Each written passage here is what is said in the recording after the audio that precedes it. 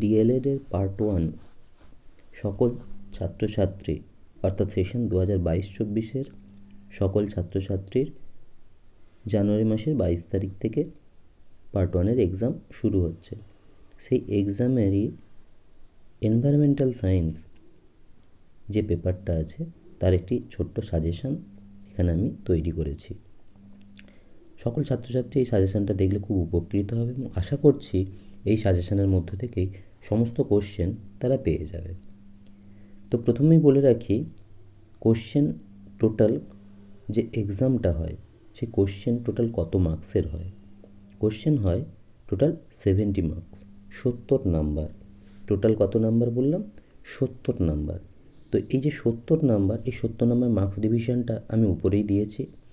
MCQ question থাকে। MCQ question কতগুলো থাকে? এমসিকিউ কোশ্চেন টোটাল থাকে 20টা। তাই 20 × 1 টোটাল কত মার্কস হলো? 20। 2 মার্কসের কোশ্চেন 10টা করতে হয়। 2 মার্কসের কোশ্চেন টোটাল 10টা, তাহলে 10 × 2 টোটাল কত মার্কস হয়ে গেল? 20। 7 মার্কসের কোশ্চেন কতগুলো করতে হয়? টোটাল 3টে থাকে, তার মধ্যে আমাকে 2টো করতে হয়, তাহলে 2 × 7 কত হলো? 14। এবার আসি 16 মার্কসের কোশ্চেন আমাকে 2টো দেওয়া থাকে, তার মধ্যে 1টা করতে হয়, তাহলে 1 × 16 টোটাল 16। এই হলো আমাদের 70 মার্কসের কোশ্চেনের মার্কস ডিভিশন। এই হলো আমাদের 70 মার্কসের কোশ্চেনের মার্কস ডিভিশন। এবার আমরা আসি এই কোশ্চেনের কিছু ধারণা নিয়ে। প্রথমেই আসি এমসিকিউ কোশ্চেনে।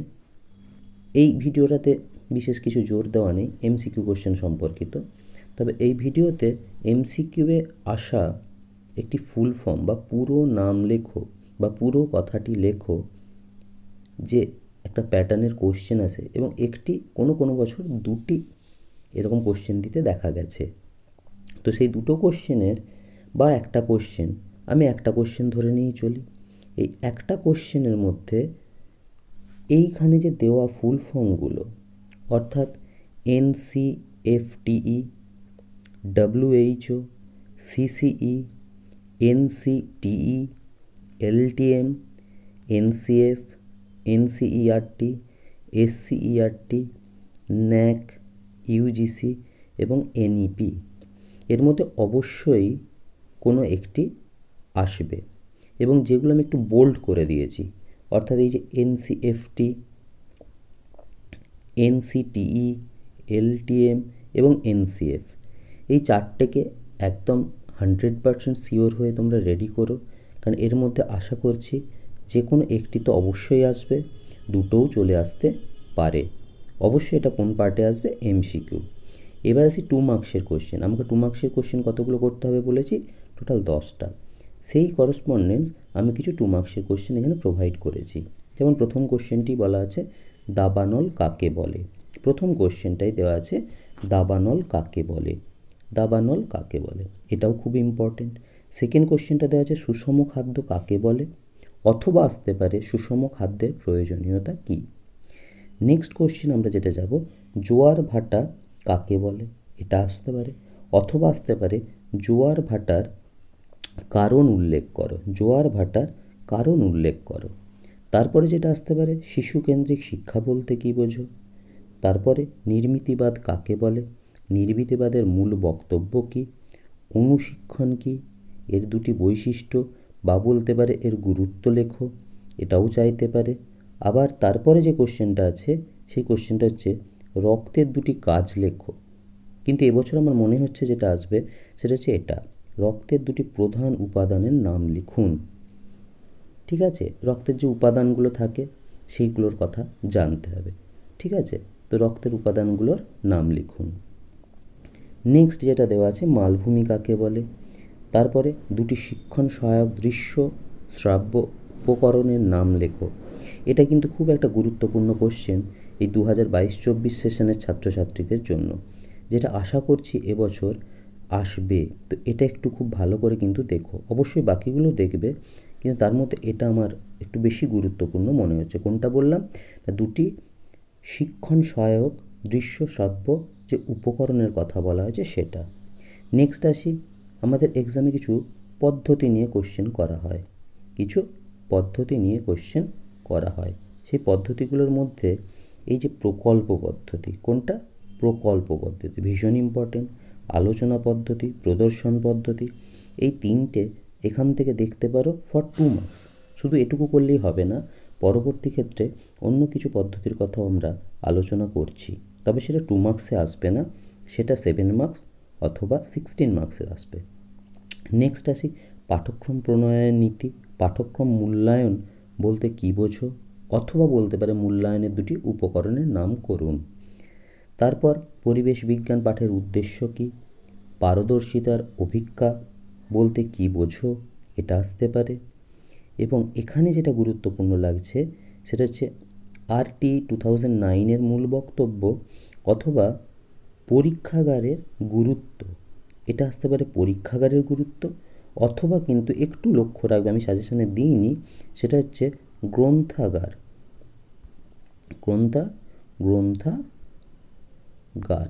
গ্রন্থাগারের গুরুত্ব কিন্তু পরীক্ষায় আসতে পারে। পরীক্ষাগার যদি না দেয় তাহলে কিন্তু গ্রন্থাগারও দিতে পারে। ঠিক, এরপরে আসি যেটা, সেটা হচ্ছে আলোর প্রতিফলন বলতে কী বোঝো। আলোর প্রতিফলন বলতে কী বোঝো, পরিবেশ বিজ্ঞানের উপযোগিতামূলক লক্ষ্য বলতে কী বোঝো, পরিবেশ সংক্রান্ত দুটি গুরুত্বপূর্ণ কাজ। আর তারপরে যে পার্টটা আসি, আগে একটি কোশ্চেন আলোচনা করেছিলাম এবং এখানে একটি আছে, খবরের কাগজ কোন ধরনের শিক্ষা উপকরণ ও কেন।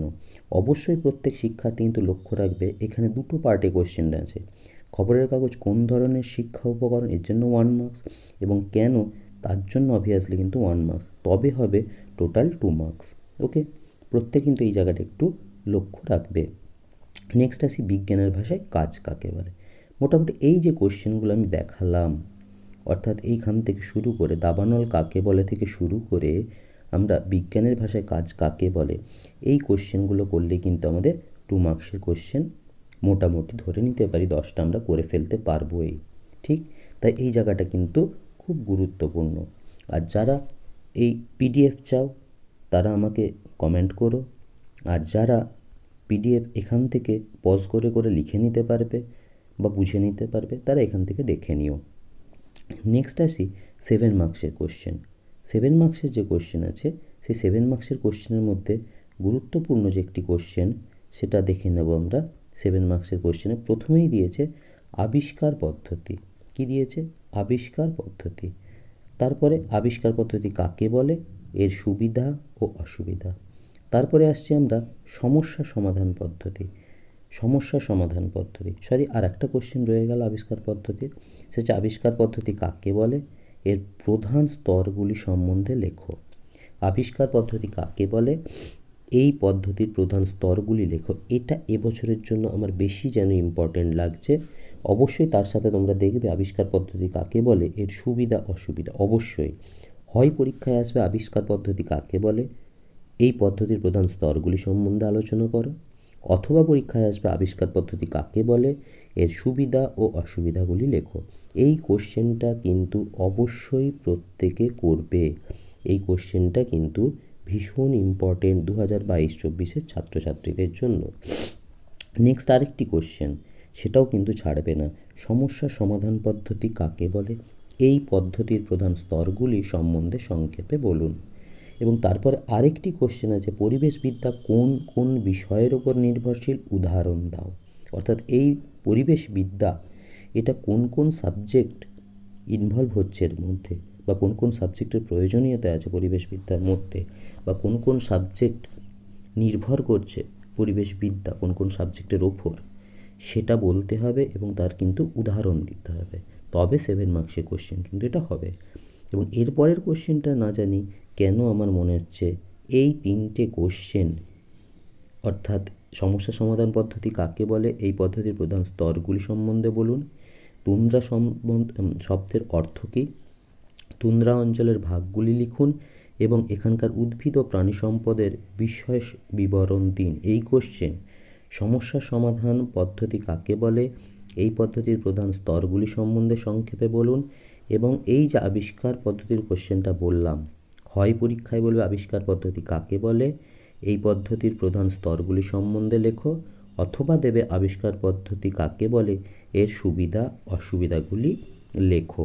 এই তিনটে কোশ্চেন, অর্থাৎ এখানে প্রথম যে একটি আবিষ্কার পদ্ধতি সম্পর্কে, তার দুটি পার্ট হতে পারে, একটা হচ্ছে প্রধান স্তর আর একটা হতে পারে সুবিধা অসুবিধা। সেকেন্ড, সমস্যা সমাধান পদ্ধতি কাকে বলে, তুমরা শব্দের অর্থ কী। এই যে তিনটে কোশ্চেন, এই তিনটে কোশ্চেনই হয়তো আসবে এবং তার মধ্যে যে কোনো একটি করতে হতে পারে। এবং আরেকটি পার্ট রয়ে গেল যেটা, সেটা হচ্ছে সক্রিয় গবেষণা, জল দূষণ কাকে বলে এবং বায়ু দূষণের কারণ, উৎস, ক্ষতিকারক প্রভাব। অর্থাৎ এই লাস্টে সক্রিয় গবেষণা, সেকেন্ড হচ্ছে জল দূষণ এবং থার্ড হচ্ছে বায়ু দূষণ কাকে বলে। এই তিনটে কোশ্চেন থেকেও কিন্তু একটি কোশ্চেন আসার চান্স আছে। অর্থাৎ প্রথমের পার্ট থেকে আমরা যদি দেখি এই আবিষ্কার পদ্ধতি, সমস্যা সমাধান পদ্ধতি এবং তুমরা শব্দের অর্থ, এই তিনটে থেকে যে কোনো দুটি, এবং লাস্টের এই যে পার্ট আছে এইখান থেকে, অর্থাৎ সক্রিয় গবেষণা কাকে বলে, এর সুবিধা অসুবিধা অথবা এর প্রকৃতি ও বৈশিষ্ট্য, পরিবেশ বিজ্ঞান শিক্ষার উদ্দেশ্য কী, উদ্দেশ্য ও লক্ষ্যগুলি লেখো, জল দূষণ কাকে বলে, এর মূল কারণ, এটা জল দূষণের পরিবর্তে হতে পারে বায়ু দূষণ। এই কোশ্চেনগুলোর মধ্যে কিন্তু 7 মার্কসের কোশ্চেন কমপ্লিট হয়ে যাবে এবং সেখানে তোমাকে 3টে দেবে, তার মধ্যে যে কোনো 2টো করতে হবে। তো আশা করছি এখান থেকেই তুমি কমন পাবে এবং সেটা 100% সম্ভাবনা এখানে আছে। এবার আসি, আমাকে 2 নম্বরের কোশ্চেন, 7 নম্বরের কোশ্চেন তো হয়ে গেল। এবার 16 মার্কসের কোশ্চেন আমাকে টোটাল দেওয়া হবে 2টো, তার মধ্যে করতে হবে যে কোনো একটি। তো প্রথম কোশ্চেনটাই বলি, আমাদের পরিবেশ, তৃতীয় থেকে পঞ্চম শ্রেণী। প্রত্যেকে কিন্তু এই জায়গাটা একটু লক্ষ্য করবে, আমি বোল্ড করে দিয়েছি এবং লাস্ট কোশ্চেনেও করে দিয়েছি। অর্থাৎ কি, তৃতীয় শ্রেণী দিতে পারে, আমাকে চতুর্থ শ্রেণী দিতে পারে অথবা পঞ্চম শ্রেণী বলে দিতে পারে। পাঠ্যপুস্তক থেকে একটি একক নিয়ে সক্রিয় গবেষণার স্তরগুলির বিবরণ দিন।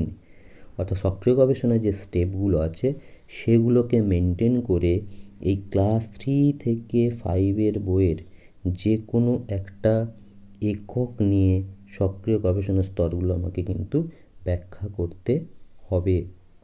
এটা যেন প্রত্যেকে মাথায় থাকে। এই কোশ্চেনটা সবার ফার্স্ট আমার কাছে ভিভিআই বলতে পারো। তারপরে যে কোশ্চেনটা দিতে পারে, একটা খুব সহজ কোশ্চেন, পরিবেশবিদ্যা পাঠের জন্য স্থানীয় সম্পদের ব্যবহার। অর্থাৎ আমরা যে স্থানীয় সম্পদগুলো ইউজ করে পরিবেশবিদ্যা পাঠটা প্রদান করে থাকি, সেটা কোনো ফল হতে পারে, সেটা কোনো ফুল হতে পারে এবং যে কোনো জিনিস, অবশ্যই সেটা কীরকম হতে হবে, স্থানীয় সম্পদ হতে হবে। এটা যেন মাথায় থাকে। সেটা ব্যবহার করে কিভাবে আমি একটা পরিবেশবিদ্যা পাঠ, অর্থাৎ স্টুডেন্টদেরকে একটা পরিবেশবিদ্যার একক পড়াবো, সেটাই কিন্তু এখানে লিখতে হবে। এবং লাস্ট কোশ্চেন আসি, পাঠটিকা। এটা আর একটা ভিভিআই কোশ্চেন, মাথায় রাখতে হবে এই কোশ্চেনটা। এবার আমার যেটা মনে হয়, এই 3টে কোশ্চেনের মধ্যে অবশ্যই যে কোনো 2টি দেওয়া হবে, কিন্তু এই পাঠটিকাটা যে দৈনিক পাঠটিকা বলেছি, এটা ব্যাপ্ত পাঠটিকাও কিন্তু দিতে পারে। ঠিক, কোনো যদি সমস্যা হয় আমাকে কমেন্ট বক্সে কমেন্ট করো, অবশ্যই সেখানে উত্তর আমি যথাসময়ে দিয়ে দেবো। তবে প্রত্যেককে বলি, এই কোশ্চেনগুলো কিন্তু মাস্ট করতে হবে। এই কোশ্চেনগুলোর কোনো কোশ্চেনই কিন্তু ছাড়া যাবে না। আর যদি এমসিকিউ কোশ্চেন লাগে তাহলে আমায় বলো কমেন্ট বক্সে, আমি পরবর্তী ভিডিওটাতে অবশ্যই এমসিকিউ এর জন্য বানাচ্ছি। ঠিক আছে, সবাই কিন্তু খুব ভালোভাবে এই কোশ্চেনগুলো রেডি করে নিও।